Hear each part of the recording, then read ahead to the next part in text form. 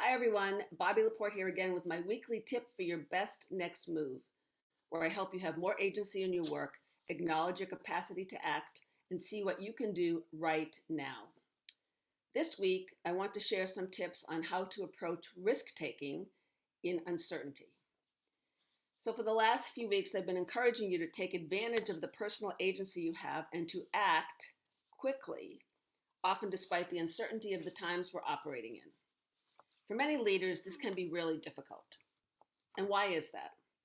Well, there's a lot of factors involved, but one of the most important ones is that we have learned throughout our careers that the road to success is often based on minimizing risk and maximizing opportunity, and that mistakes should be infrequent if we're truly competent and we understand risk taking.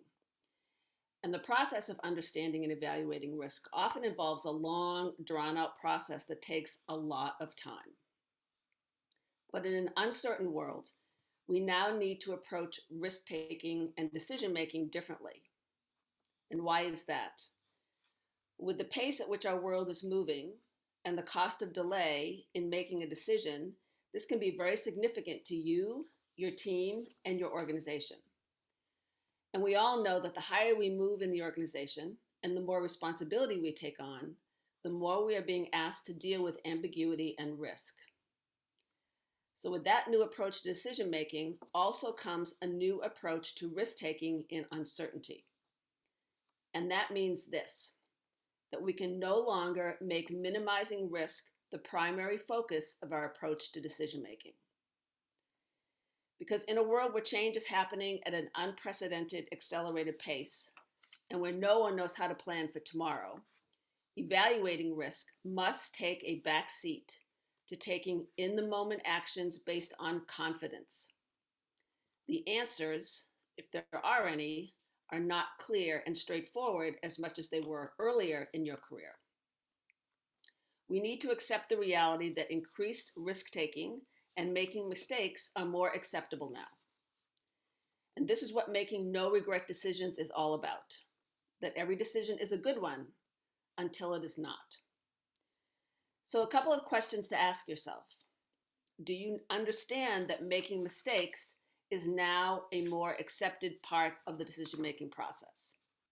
And how confident are you to act without knowing the end result? So here's my tip. Consider creating a mechanism, an internal or external mechanism that forces you to stop and consider your next step before reacting to changing circumstances and making decisions. Something that gives you the space and perspective to consider a timeline for how your decision-making needs to happen and move forward more quickly. So it could be a mantra or a phrase that makes you think before you automatically go back to what you've done in the past and to think about this long evaluative process that takes too much time and is actually too risky. It could be something like, slow down. What do I really need to know? It could be a note you keep on your phone that just reminds you of this process. Or it could be a photo or an icon that reminds you of the need for speed. For example, I keep a photo of a gas pump near my laptop. And that's to remind me that I only have so much energy and fuel for the day and not to waste it on insignificant things that set me off or things I can't control. So try one of these and see if it works. And if it doesn't, then you change it up. But mechanisms can be very powerful in helping you make that stop and gives you that perspective to really think about how much do you really need to know and how can you move more quickly to speed up your decision making.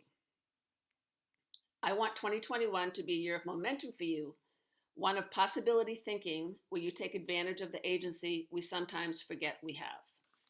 So that's my tip for the week. Try that out. I'd love to hear how it works for you or if it doesn't. And I'll see you next Monday. All right, have a great week and take care.